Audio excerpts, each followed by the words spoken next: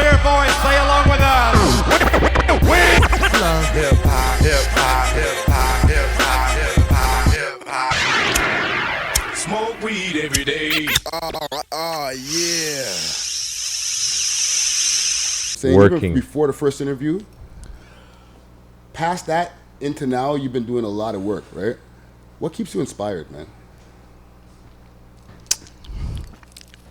Not being in the position where I want us to be, you know. Like musically, what keeps me inspired, I love this shit. Like I do this like in my sleep, like music. I've been doing this for like probably long. Evident. There's only a few artists out there like right now in the city that's been consistently doing it and like didn't take no break, like doing it since I've been doing it. So like the drive, music's just in me, but like just the fact of not being like where I want me and my team to be. That's the inspiration. Okay. Failing. Okay. Like that's the drive for me. Like I think if success starts to come, I might get lost. I like failing. I like the underground shit, like the underdog look, like being overlooked and shit. That keeps me inspired. Okay. And like even to touch on that, what do you feel that you've had some missteps along the way, let's say between our last interview till now? Yeah, definitely.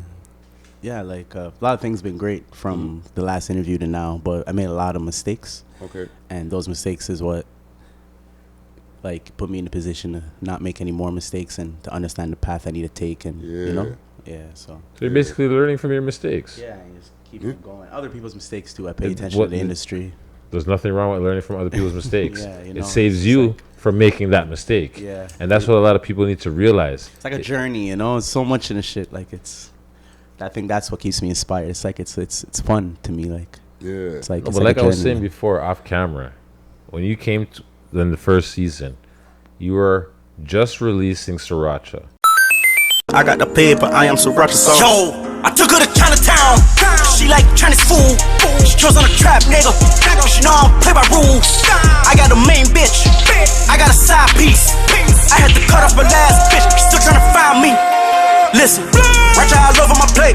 Swagging all over the place.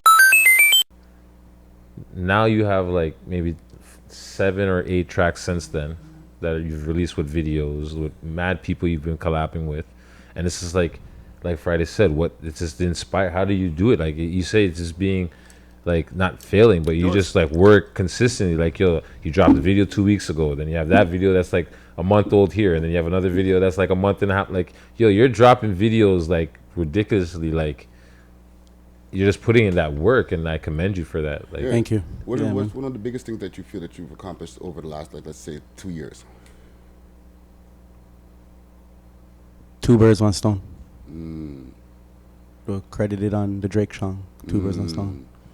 Yeah, we talked about that. In a year, a lot more than that. But if you say 2 years, that was like 2 years ago. So that's still in the window. But if you said a year ago, then I'd have a longer list. Yeah. So in the last year, then. Yeah, in the last year, like back now. Okay, like our first interview. Remember when I came in the Sriracha hat? Yes. Yeah, exactly. And then I want you guys to pull that shit up right now so they can see. Yeah, don't worry. We'll get the editing manager. That's when I just dropped Sriracha. I just made that song 2 weeks ago. Yeah. It's on rotation now on Flow.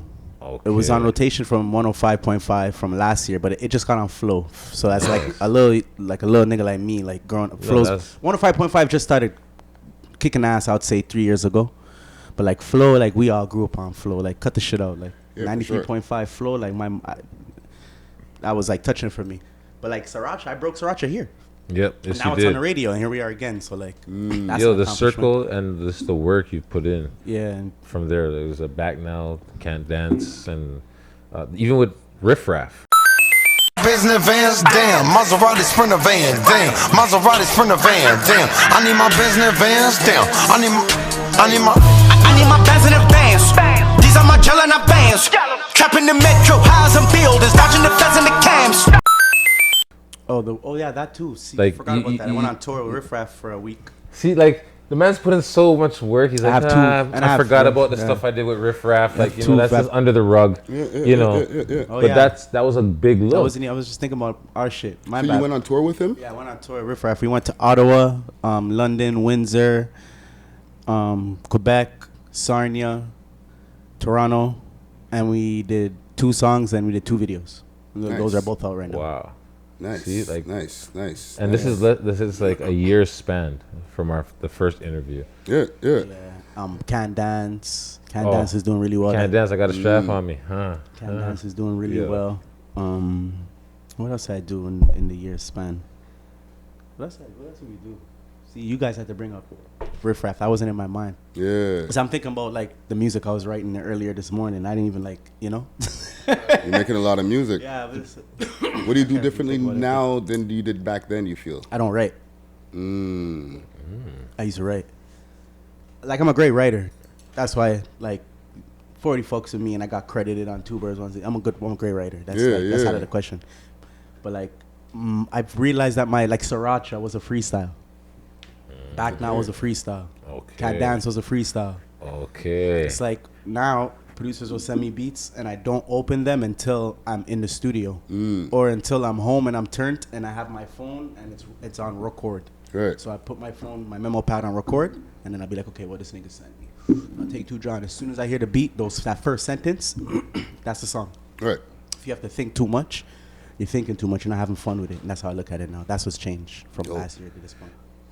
And you notice it's more playful, the music. Yeah, people like it more now. It's more playful. It's more honest. Like upbeat. The tempos are there. It's like, it's just all of them. Even one of the collabos, it's just the vibe.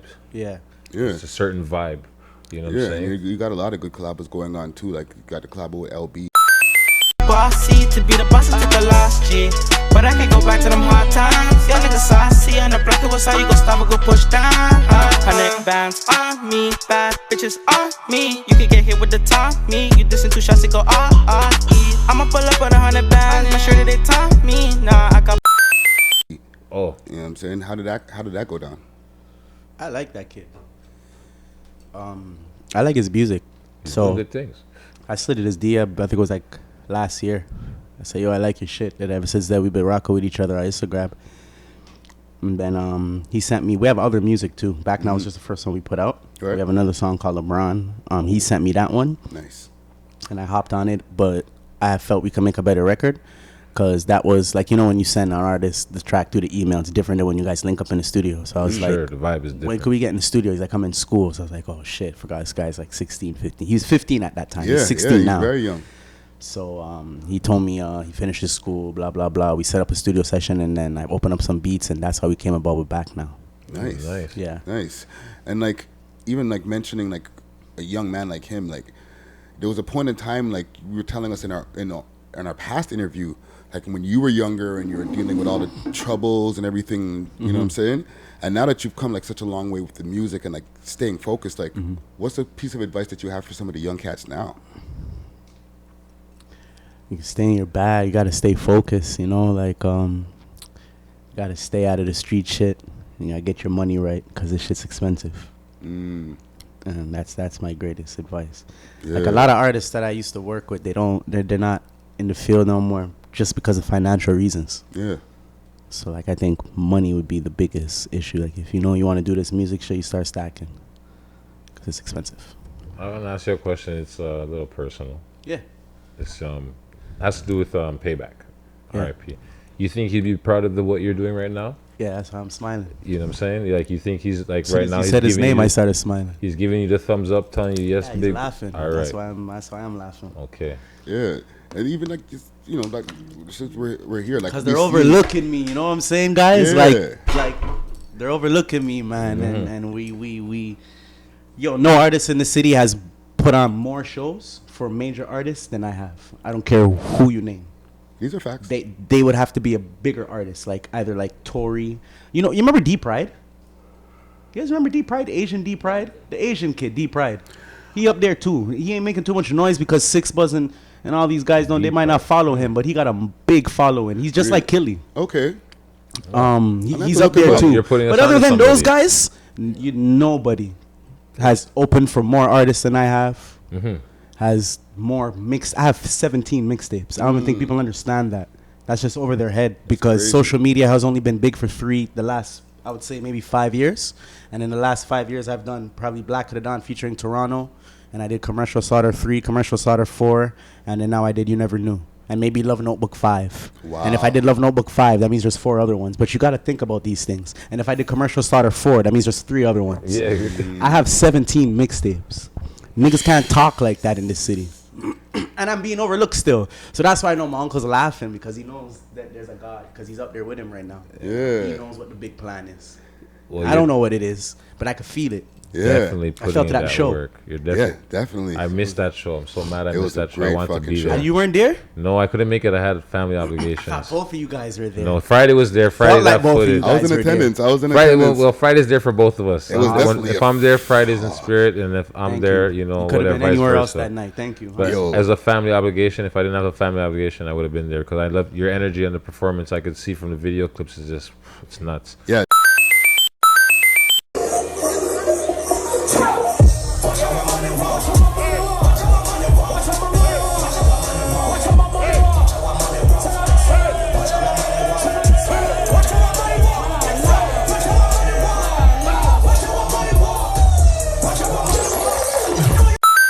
Lituational. Situation 6, yeah. Yeah. How'd you put that together? Anyway? Fuck, now we're going to jump into that now. Yeah. Let's go there. Well, you're Fuck it. working, man. You're just jumping from stuff to stuff, right? So, Me and Johnny were working on a venue from a part of my story.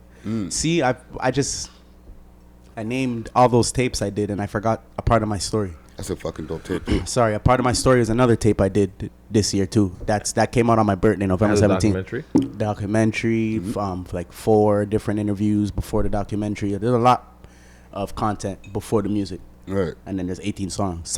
whoa. From a part of my story, I wanted to do a release party to perform those songs because they were more deep and felt for kind of like our core fans, the people that understood Pay and Illy and MTM and the whole backing and you know. But that had worked out. So then I started making new music, like Back Now and stuff like that, and the shit took off. I was like, yo, LB, me and LB do a show with Back Now. We do an all ages show. That shit's gone. Right. Oh, for sure. So me and Johnny were like, okay, fuck a part of my story. Let's just do an all ages show. And that was our first objective. And we were trying to get venues and stuff like that. And a lot of venues were shutting us down. And then I met a guy named Michael Upfold of Upfold Entertainment. Him and Johnny merged. So his job technically is tour management, shows, venues. Nice. Johnny handles all my other stuff. So it was a fucking no-brainer. Yeah. These guys met up. He got the venue. His dad owns Opera House, by the way. Sick. Wow. Opera House owns Drake Hotel. I don't quote me, Mod Club. I might be wrong, but Opera House, the owner of Opera House, owns 2 other main venues in the city. I'm just not, but I know Drake's one of them. Yeah. So his name's runs Drake Hotel. because his son's trying to come up like his dad. You understand? So I feel it. So he said, I said, what do you want to do? I said, I want to do Lee's Palace because Lee's Palace is somewhere I like. Legendary. I like it.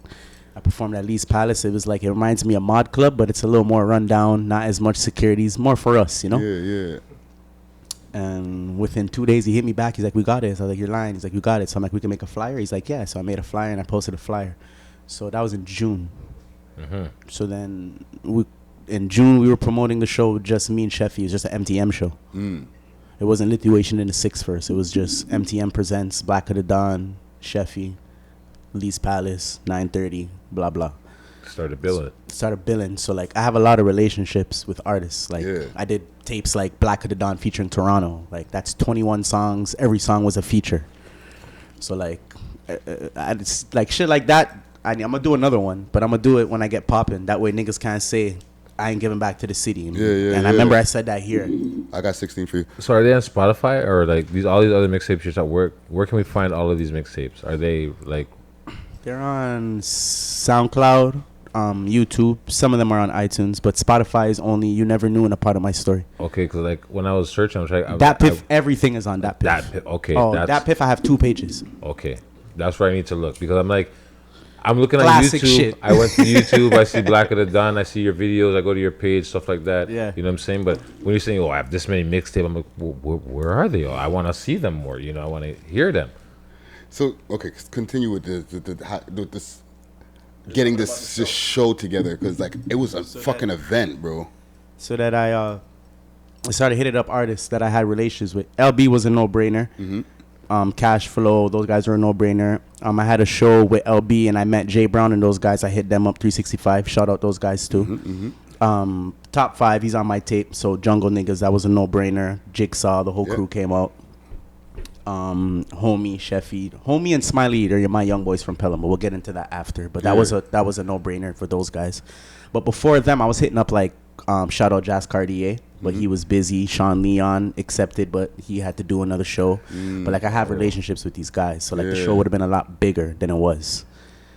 Well, there's always room for another show.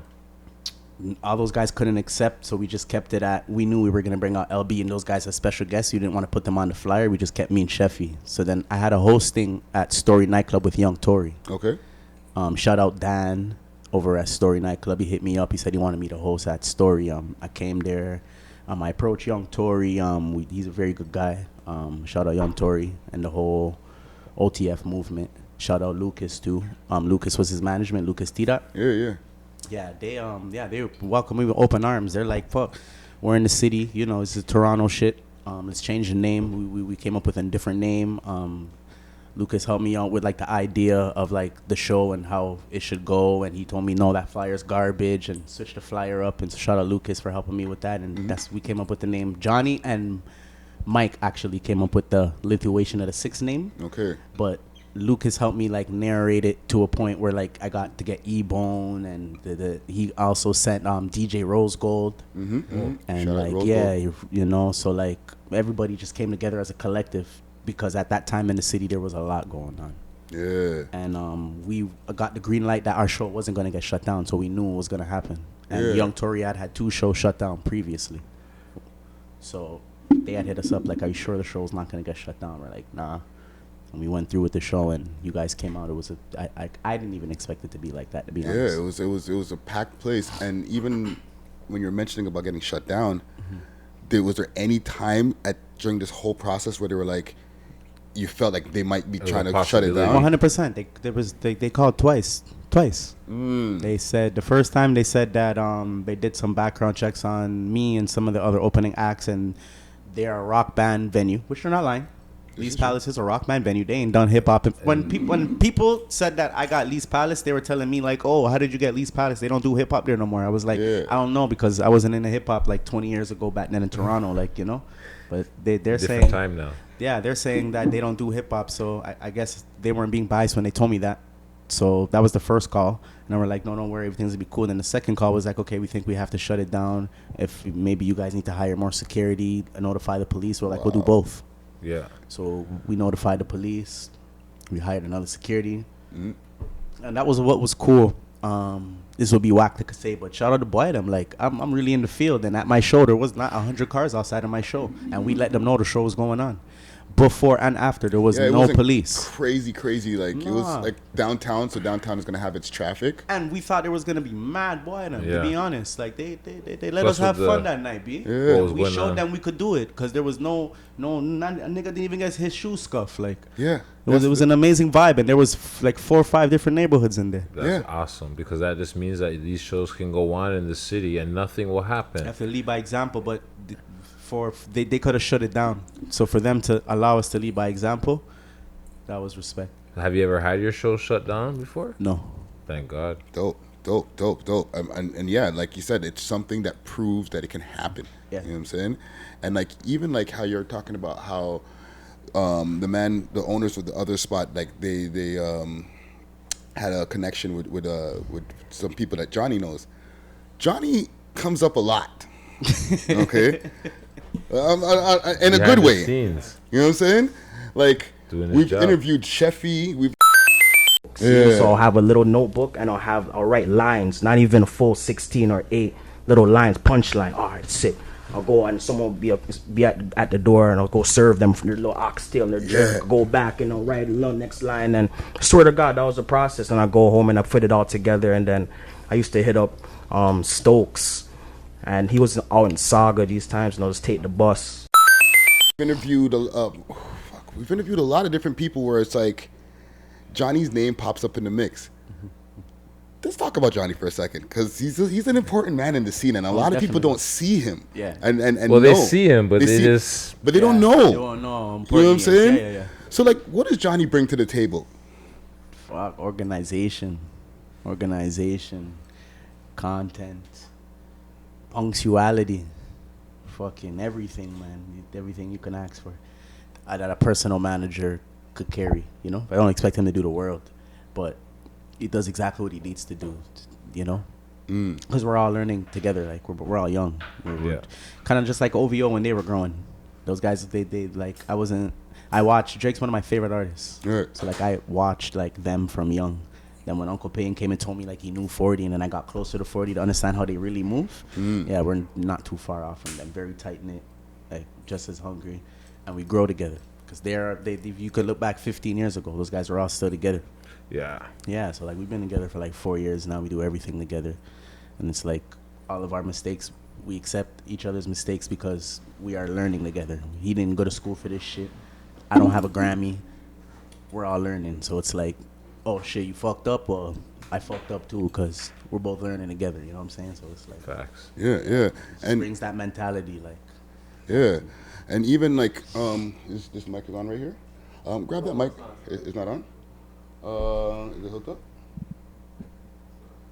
Okay. Yeah, pass that mic over.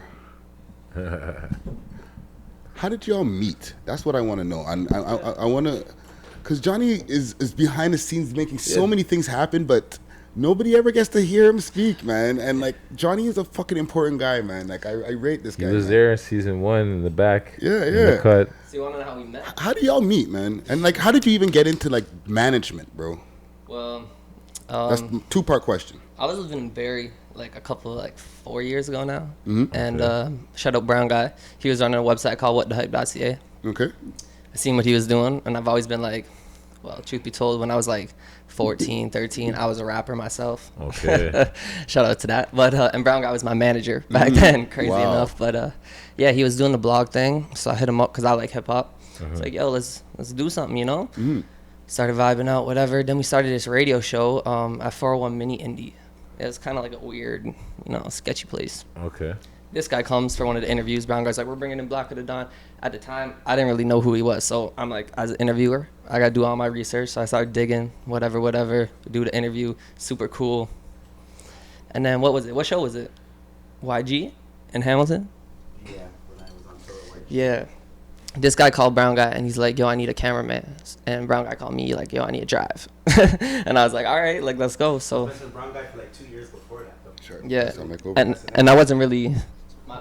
Oh, I was messing with Brown Guy for like 2 years before that, the YG tour. Okay. So like Brown Guy was already like my should I say the guy who shoots my documentaries and my behind the scenes and my interviews. Okay. So I was messing with like Kashmir and Zach Fax. That's who did like Yeah, Money shout out Walk Kashmir. and Ina Steiner Grand with me and Tori.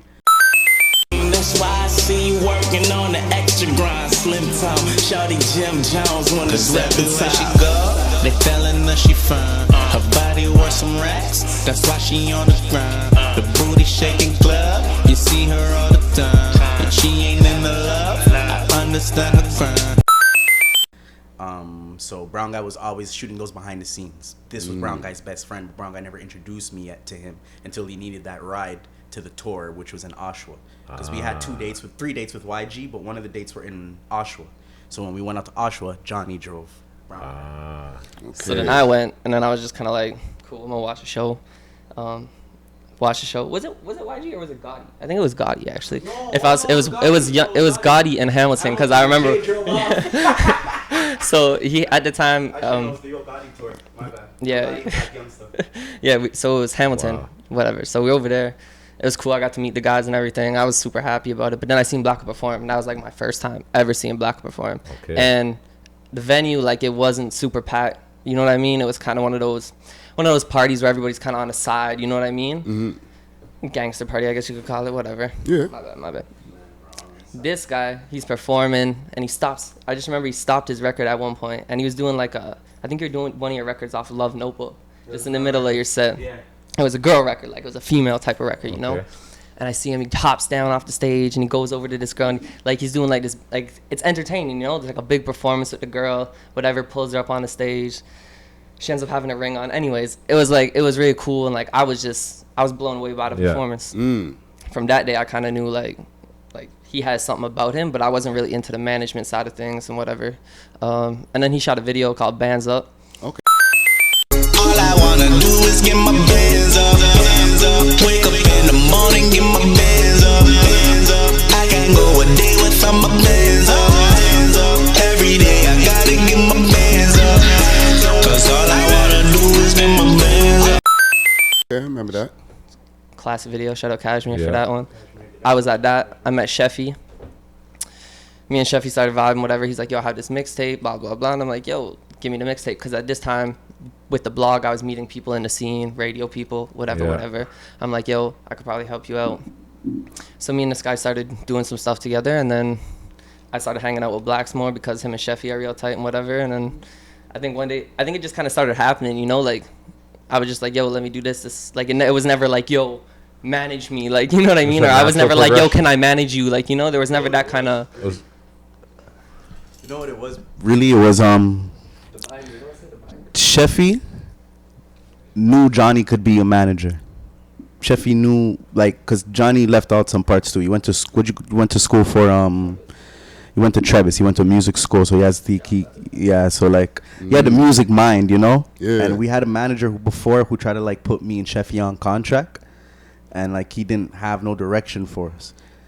So it was like, we kind of like, and my uncle talked to me about it, rest in peace, Uncle Pay, and he was like, you kind of want to like find someone that doesn't really know what they're doing and you grow with them. So it's like you guys are kind of like all learning together than someone that knows everything by the book and will come in to try to outsmart you. And before you know it, you don't have that guy 10 years down the road when you're popping because he was skimming money and because he knew more than you. You understand? You're fucking 15 years old and you're being managed by a 30-year-old. You don't know who the nigga is. You don't know who he is, but he knows everybody in the industry.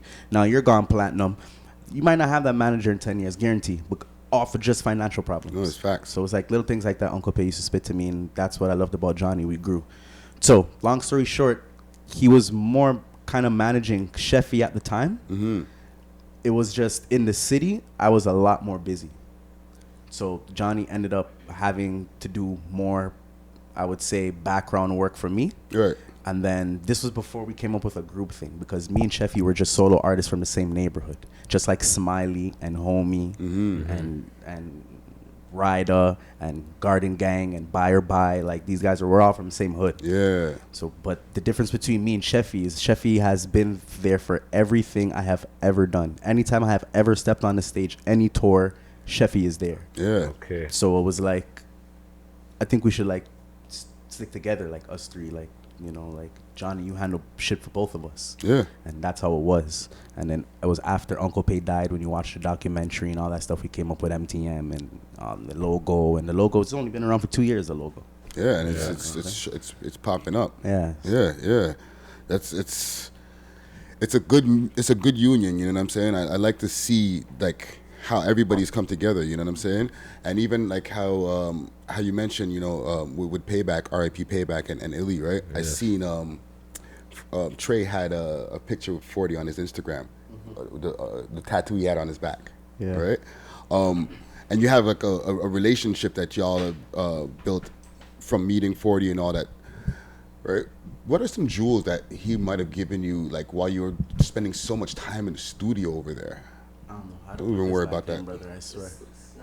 That's why I don't. You see, when I perform, if they have corded mics, I'm not doing the show. Like, I'm not that bougie, but like, it's serious for me because I'm a performer. Yeah. Corded mic and the stand, like, I just like this.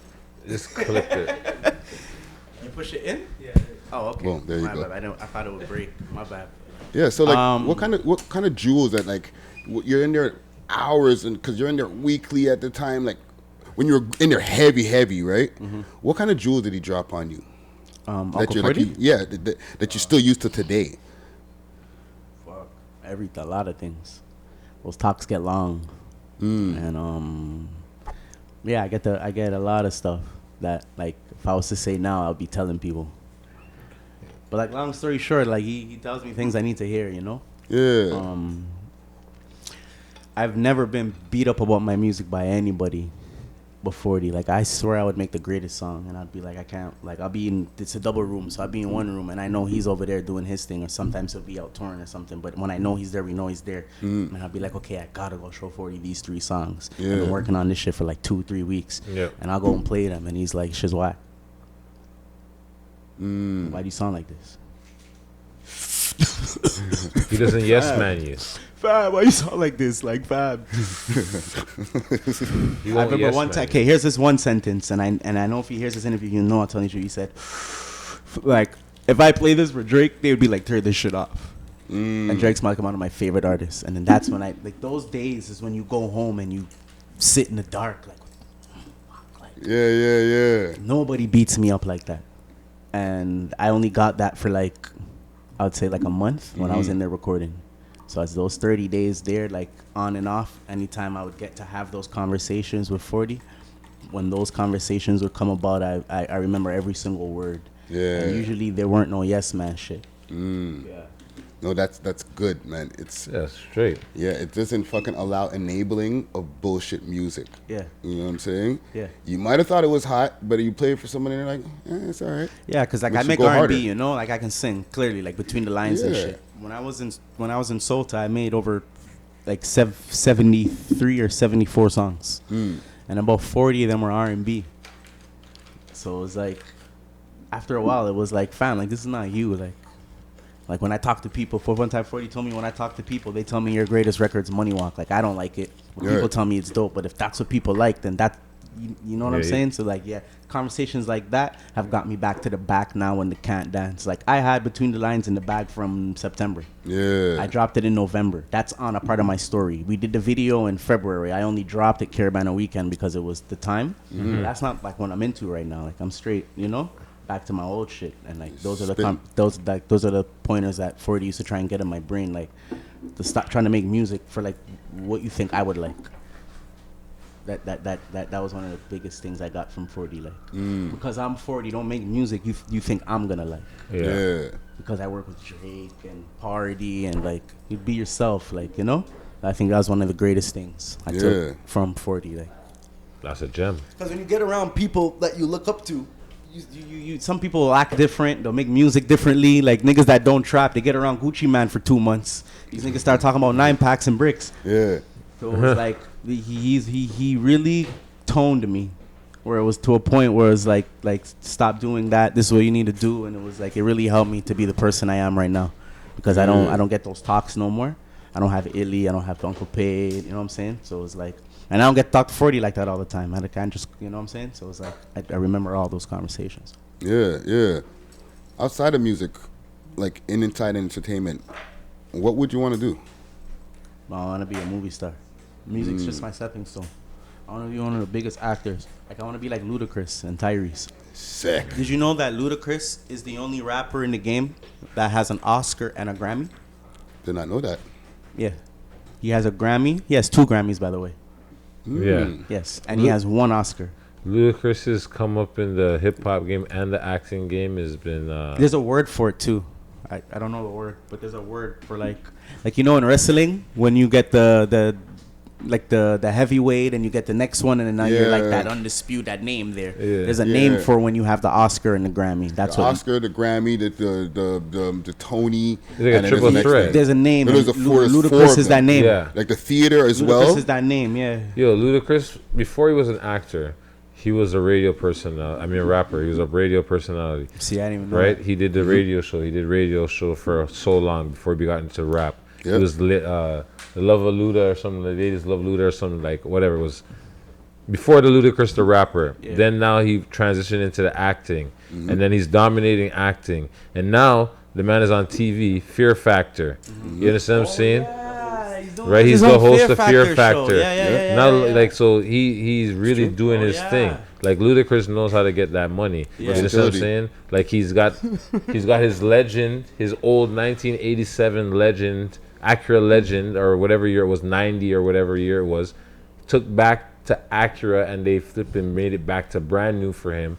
Not alone does he have the brand new NSX. Like, yo, he's just in a different level when it comes to the type of shit he's on. You know what I mean? Like Ludacris, from a rapper, from a radio personality to where he is now, is a big come up. Like, yo, it's crazy. That's the lane I'm going for. You're going for the acting lane. You got the right idea. You got the right mindset, and you're definitely on the right path with the cars, the videos, the live shows, documentaries. So you're right there. Thanks. You're just you're peaking. You're just like the volcano's ready to explode. You know what I'm saying? The magma's building, the level of the pressure is getting up there, and it's just about to explode. You understand what I'm saying? Because your live shows are hot, your videos are crazy. Thanks. So, as a person who likes cars, what did you prefer driving? The orange one was a McLaren? The Lamborghini. I have to own the Lamborghini. Because I was going to say, with the versus the two, what did you prefer to drive? So, like, you know, when you drive them souped up Hondas that are dropped with the kits? Yes. And it's loud, and when you go over every bump, it's like, you feel that shit? That's what the McLaren is like. Okay. Exactly like that. The McLaren is the lowest. They said it's the lowest foreign? Yeah. Yes. So, every other foreigns have suspension. So like nowadays cars, when you go over the bumps, you feel the shocks and stuff. So I remember when I drove the Lambo. The Lambo has that. He's it like, adjusts it. He's like, just drive. This is like driving a regular car. He's like, it's not low and it has shocks. So it's like when I drove the Lambo, now I could floor it. Like you're driving it. You're driving it like a real car. Sick. You forget you're driving a Lamborghini after a while. It's just like you're just driving. Like it's pretty sick. cool. Yeah. Remember, It's just loud, so like you remember, it's because you're not on a motorcycle, and you're like, why is it so loud? But then when you turn up the music and you're just driving, you'll look down and you'll look in the middle and you'll see the Lambo sign. You're like, oh shit, it's a Lambo. Like, yeah, it's really more relaxing to drive. Yeah. 100%. So what's next for you, man? Singles on singles. Just want to do dropping a lot of singles, man. Yeah. Yeah, man. I got a lot of music involved. Like I'm doing a video for every song off You Never Knew. Okay. So I'm waiting for Casper to come out. Free Casper, my dog. I'm gonna do the one with Top 5. Bat Now's out there. Can Dance out there. I'm gonna do Lil Mama Bad. I'm gonna do Range. And I'm gonna knock out all 10 of those songs. Yeah, videos. make visuals for everything. Yeah, and then move on to just some singles. Dope. Blacka the Don in the motherfucking building. Yes. And Johnny Bravo in the motherfucking This building. is the first. You know what I'm saying? We got the first Johnny interview. Do we have the first one? Can we think say that? We got the one in the vault interview? now. You know what I'm saying? I think we got the first one. So this is really a monumental moment here on We Love Hip Hop. Yeah. So I want to hold you for a moment. We got our smoke and mirror segment.